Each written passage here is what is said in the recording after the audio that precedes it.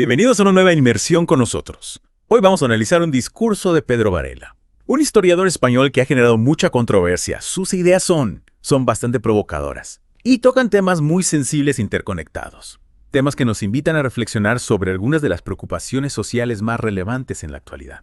Es cierto. Y por eso mismo, porque son temas complejos, vamos a navegar por este discurso con mucho cuidado y con mucho respeto, por supuesto. Buscaremos comprender el punto de vista de Varela, sin necesariamente respaldarlo, por supuesto, analizando las diferentes perspectivas que están en juego. Me parece fundamental ese enfoque. Sí. Es muy importante. Comencemos por la primera parte del discurso, donde Varela compara la situación actual del pensamiento nacionalista y tradicionalista con la de los primeros cristianos que se escondían en las catacumbas romanas. Una analogía histórica, bastante llamativa, ¿no? Sí, llama la atención. Lo que me parece fascinante de esta analogía es que Varela la utiliza para ilustrar lo que él percibe, como una marginalización de ciertas ideas. Busca generar una sensación de asedio, como si estuvieran luchando por la supervivencia ideológica. Es una estrategia retórica que puede tener un fuerte impacto en quienes se sienten identificados con este discurso. Totalmente. Esa sensación de estar bajo ataque, de ser una minoría perseguida. Y esto nos lleva al siguiente punto, donde Varela describe lo que él llama una deconstrucción de Occidente, una especie de ataque multifacético a la civilización occidental. Exactamente. Y dentro de este ataque, Varela señala varios elementos, como el sentimiento antiblanco, que según él se promueve en los medios de comunicación. Utiliza ejemplos como la publicidad, que presenta parejas interraciales, de forma predominante. A menudo, un hombre negro y una mujer blanca, para argumentar que existe una agenda para promover el mestizaje y la desaparición de la identidad blanca. Incluso menciona el programa de inteligencia artificial, Gemini, acusándolo de mostrar un sesgo al negarse a representar familias blancas, mientras que sí ofrece imágenes de familias negras. Claro. Y esto lo conecta con la idea de la inmigración masiva, que también la incluye en este supuesto ataque a Occidente. Argumenta que la llegada de personas de color a Europa no es una migración espontánea, sino una invasión planificada para reemplazar a la población nativa. Una afirmación bastante fuerte, ¿no? Y por supuesto Varela cuestiona quién se beneficia de esta supuesta invasión y por qué los gobiernos europeos parecen fomentarla, a pesar de las posibles tensiones económicas y sociales. Es interesante cómo Varela vincula este tema con debates más amplios sobre las políticas migratorias y sus implicaciones a largo plazo. No se limita a describir el fenómeno, sino que lo interpreta dentro de una narrativa de conspiración y manipulación. Claro, y van más allá. Conectando al aborto masivo. Con esta agenda de despoblación, sugiere que existe un esfuerzo calculado para reducir la población global, particularmente en Occidente, utilizando el aborto como herramienta. Este argumento sin duda resultará controvertido para muchos, sobre todo en un contexto donde los debates sobre el aborto son tan sensibles. Es importante recordar que estamos analizando el discurso de Varela, no necesariamente compartiendo sus puntos de vista. Totalmente de acuerdo. Ahora, continuando con la deconstrucción de Occidente, Varela también habla del revisionismo histórico. Argumenta que la historia europea se está reescribiendo para borrar las identidades nacionales y promover una narrativa multicultural, que según él debilita los valores tradicionales. Lo que me llama la atención aquí es cómo Varela conecta este punto con su idea de la pérdida de identidad, que mencionábamos antes. Para él, la reinterpretación de la historia forma parte de un plan más amplio para debilitar a Occidente y promover una agenda globalista. Exacto. Y para Varela, esta deconstrucción también incluye la censura y el control de la información. Critica la creciente censura de las voces disidentes, especialmente aquellos que cuestionan la narrativa dominante sobre temas como la inmigración o la pandemia del COVID-19. Y aquí utiliza la figura de los verificadores de datos como ejemplo de esta supuesta censura. Los presenta como herramientas para silenciar la oposición y controlar la información, lo cual, sin duda, resuena con quienes desconfían de las grandes plataformas tecnológicas y su papel en la configuración del discurso público. De hecho, menciona el caso de un general francés que fue silenciado por atreverse a preguntar quién controla los medios de comunicación. Es interesante cómo Varela utiliza este ejemplo para reforzar la idea de que existe una élite poderosa que controla la información y que silencia a quienes se atreven a cuestionarla. Cierto. Y con esto llegamos a la parte del discurso donde Varela habla de un plan maestro, orquestado por fuerzas poderosas para controlar el mundo. Un concepto que puede sonar a teoría de la conspiración, para algunos, pero que Varela defiende con vehemencia. Él cree que este plan busca controlar el mundo a través de la manipulación económica, la vigilancia digital y la erosión de la soberanía nacional. Y según Varela, este plan culminará en un gran reinicio que dará paso a un estado totalitario global. ¿Cuáles son los elementos de este supuesto plan? Varela señala varios, como la promoción de un carnet de identidad digital, para rastrear los movimientos de los ciudadanos, y la implementación de una moneda digital del Banco Central para eliminar el efectivo físico y dar a los gobiernos un control total sobre las finanzas de las personas. Incluso menciona a la Organización Mundial de la Salud, la OMS, como parte de este plan maestro, argumentando que está ganando poder para dictar políticas sanitarias globales, lo que podría llevar a la vacunación obligatoria y otras restricciones a las libertades individuales. Y no olvidemos su crítica a la destrucción de la agricultura tradicional, en favor de la producción globalizada de alimentos, que según él haría que las poblaciones dependieran de las grandes corporaciones para su sustento. Varela pinta un panorama bastante desolador, ¿no? Pero, a pesar de esto, encuentra esperanza en la resistencia a la globalización.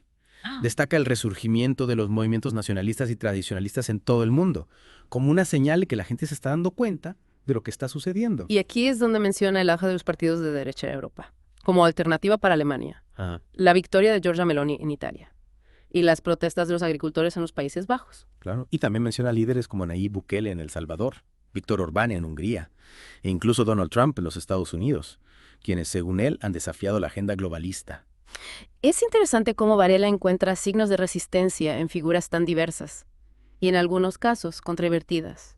Esto refleja su visión del mundo, donde ve una lucha entre lo que él considera fuerzas globalistas y fuerzas nacionalistas. Y aunque Varela evita nombrar explícitamente al grupo que según él está orquestando el plan maestro, sí que hace algunas insinuaciones. Habla de una comunidad poderosa e influyente que controla los medios de comunicación, las finanzas y la política. Esa comunidad se convierte en una especie de enemigo invisible, omnipresente y peligroso, lo que alimenta la sensación de paranoia y conspiración, que impregna gran parte del discurso de Varela. Y esto nos lleva a un punto que me parece especialmente interesante. Varela observa que muchos movimientos de derecha y nacionalistas Han abrazado el sionismo, alineándose con Israel, a pesar de sus acciones controvertidas en Palestina. Una alianza que sin duda genera tensiones Tiene contradicciones. y que nos invita a reflexionar sobre las complejas relaciones entre nacionalismo, religión y geopolítica. Exacto. Y hasta aquí la primera parte de nuestro análisis del discurso de Pedro Varela. Un discurso que, como hemos visto, está lleno de ideas complejas y controvertidas. Retomamos nuestro análisis del discurso de Pedro Varela. Un discurso cargado de simbolismo y de referencias históricas. Una de las más llamativas, sin duda, es la comparación con la situación de los primeros cristianos en las catacumbas romanas. Sí, esa imagen de los cristianos perseguidos, obligados a ocultarse para practicar su fe. ¿Qué nos dice esto sobre la visión de Varela y sus seguidores?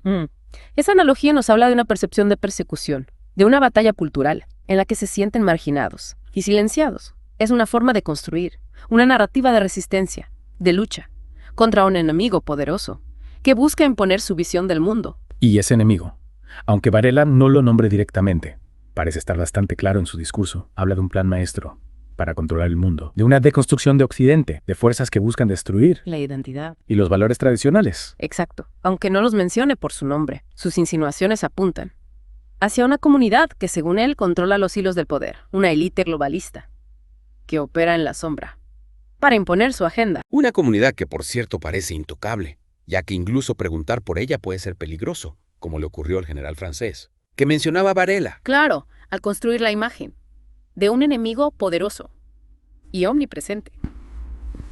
Varela refuerza su narrativa de resistencia y la necesidad de luchar contra este supuesto plan maestro. Crea una sensación de urgencia, de que hay que actuar ya, para evitar que este plan se lleve a cabo. Y dentro de este plan, Varela incluye la inmigración masiva, un tema que conecta con los temores de algunos sectores de la sociedad. Sí, el discurso de Varela apela a un sentimiento de pérdida de control, de que las fronteras se están desdibujando, de que la identidad nacional está amenazada. Es un discurso que puede resonar con quienes se sienten inseguros ante los cambios sociales y culturales que están ocurriendo en el mundo. Y no olvidemos su crítica a la censura y al control de la información. Varela ve a los verificadores de datos como herramientas para silenciar a la oposición y controlar la narrativa dominante. Es un tema complejo, sin duda. La desinformación es un problema real en la era digital, pero también lo es el control excesivo de la información. Varela juega con este temor a la censura, presentándose a sí mismo y a sus seguidores como víctimas de un sistema que busca silenciarlos. Varela también habla del revisionismo histórico, argumentando que la historia europea se está reescribiendo para adaptarla a una agenda globalista, que busca borrar las identidades nacionales y promover una visión multicultural. Este argumento conecta con su idea de la pérdida de identidad. Para Varela, la reinterpretación de la historia es una forma de debilitar los valores tradicionales y promover una visión del mundo que, según él, va en contra de los intereses de Europa. Y por supuesto, no podemos olvidar su visión de la economía. Varela alerta sobre la implementación de una moneda digital, la desaparición del efectivo físico y el control total de las finanzas por parte de los gobiernos. Sí, Varela describe un futuro distópico, donde la libertad económica individual se ve completamente anulada. Para él, la moneda digital es una herramienta de control que permitirá a las élites vigilar y controlar cada transacción. Un argumento que sin duda puede alimentar las teorías de la conspiración y el temor a un gran hermano que lo controla todo. Exactamente. Varela utiliza un lenguaje apocalíptico para describir un futuro donde la libertad individual se ve completamente socavada por un sistema totalitario que controla todos los aspectos de la vida. Y frente a este panorama desolador, Varela encuentra esperanza en la resistencia. Destaca el auge de los movimientos nacionalistas y tradicionalistas en todo el mundo, mencionando a líderes como Bukele, Orbán e incluso Trump. Es interesante cómo Varela construye una narrativa de nosotros contra ellos, presentando a estos líderes tan dispares en sus contextos y políticas como parte de una misma lucha contra la globalización y el plan maestro. Y, por supuesto, no podemos olvidar su visión de Rusia, y en particular de Vladimir Putin. Sí, Varela ve a Putin como un bastión contra la marea globalista, elogiando su postura contra la ideología de género, la inmigración masiva y la influencia cultural occidental. Argumenta que la resistencia de Putin es la razón por la que Occidente lo demoniza y trata de socavar a Rusia. Una visión que sin duda resulta polémica en el contexto actual, especialmente tras la invasión de Ucrania. Es importante recordar que este discurso fue pronunciado antes de la invasión de Ucrania, lo que sin duda añade una capa adicional de complejidad a las ideas de Varela. ¿Cierto? Ahora bien, a pesar de su tono apocalíptico, Varela también deja espacio para la esperanza. Habla de la necesidad de formar familias, de educar a los niños, de fortalecer los lazos comunitarios. Sí, Varela apela a un sentimiento de comunidad, a la necesidad de unirse, para resistir a las fuerzas que, según él, buscan destruir la identidad y los valores tradicionales. Varela termina su discurso con un mensaje de optimismo, de fe en la victoria final. Pero ¿es este optimismo justificado? ¿Realmente hay razones para la esperanza en un mundo tan complejo y convulso como el nuestro? Esa es una pregunta que cada uno de nosotros debe responder por sí mismo. Lo que está claro es que el discurso de Varela, con su mezcla de realidades, miedos e insinuaciones, nos invita a reflexionar sobre los desafíos que enfrentamos como sociedad y a buscar respuestas a las grandes preguntas de nuestro tiempo. Hemos explorado las ideas de Pedro Varela, un discurso que nos ha llevado por terrenos complejos y controvertidos, un discurso que sin duda genera muchas preguntas y nos obliga a mirar con ojo crítico a la realidad que nos rodea. Pero después de analizar sus argumentos, me pregunto, ¿qué podemos hacer ante este panorama que describe? ¿Es inevitable la deconstrucción de Occidente? Es la pregunta clave. Es la pregunta del millón. Varela habla de resistencia, de la necesidad de luchar contra este supuesto plan maestro. Pero ¿cómo se traduce eso en acciones concretas? Ahí es donde la cosa se pone interesante. Exacto. Porque Varela no ofrece un plan de acción detallado, aunque sí nos da algunas pistas. Habla de la importancia de formar familias fuertes, de educar a los niños en los valores tradicionales, de fortalecer los lazos comunitarios. Es decir, de construir una sociedad más resiliente, más capaz de resistir a las presiones externas. Apuesta por la acción individual y colectiva, a nivel social, más que por la acción política. Pero también habla de la necesidad de líderes fuertes, como Bukele, Orbán o Putin, que se atrevan a desafiar la agenda globalista. Es cierto, y ahí encontramos una aparente contradicción. Por un lado, la importancia de la sociedad civil. Por otro, la necesidad de líderes fuertes, que marquen el camino. Quizás Varela vea en estos líderes la encarnación de los valores que defiende, una especie de guía para la resistencia. Y aquí surge otra pregunta. ¿Es posible conciliar el nacionalismo con la globalización? ¿Podemos vivir en un mundo interconectado sin perder nuestra identidad? Esa es la gran pregunta de nuestro tiempo, sin duda. Varela parece creer que no, que la globalización es una amenaza para la identidad nacional y los valores tradicionales. Pero quizás la respuesta no sea tan simple. Quizás haya un punto intermedio entre el rechazo total a la globalización y la disolución en un mundo homogéneo. Exacto. No hay formas de aprovechar las ventajas de la globalización sin renunciar a nuestra cultura y nuestras raíces. Quizás el desafío esté en encontrar ese equilibrio, en definir qué queremos conservar y qué estamos dispuestos a adaptar. Sin duda, es un debate complejo que requiere un análisis profundo y honesto. Lo que está claro es que debemos ser conscientes de los riesgos y las oportunidades que nos presenta la globalización y buscar un equilibrio que nos permita prosperar como individuos y como sociedad. Varela también critica el control excesivo de la información, la censura y la manipulación mediática en un mundo saturado de información, donde las fake news se propagan a la velocidad de la luz. ¿Cómo podemos discernir la verdad? Es un desafío enorme. Debemos desarrollar un espíritu crítico, aprender a contrastar la información, a dudar de las fuentes, a buscar diferentes perspectivas. No podemos aceptar pasivamente lo que nos dicen, sino que debemos cuestionarlo todo, investigar, analizar y formar nuestras propias conclusiones. Varela nos invita a mirar con ojo crítico la realidad que nos rodea, a no aceptar pasivamente la narrativa dominante y a buscar respuestas a las grandes preguntas de nuestro tiempo. ¿Quiénes somos? ¿Hacia dónde vamos? ¿Qué tipo de futuro queremos construir? Preguntas fundamentales que resuenan con fuerza en el discurso de Varela y que nos interpelan a todos. Y aunque no compartamos sus respuestas, su análisis nos obliga a confrontar estas preguntas y a buscar nuestras propias respuestas. Un pensamiento complejo, controvertido, pero sin duda estimulante. Y para aquellos que quieran profundizar en las ideas de Varela y en los temas que hemos discutido hoy, les recomendamos hacer clic en el enlace que encontrarán debajo de este podcast para acceder a la versión en audiolibro de Name of Book Related to this Episode, disponible de forma gratuita en Audible. No pierdan la oportunidad de continuar con esta inmersión, haciendo clic en el enlace de abajo. Esperamos que este análisis les haya resultado útil y les invitamos a seguir explorando con nosotros los grandes temas de nuestro tiempo. Hasta la próxima.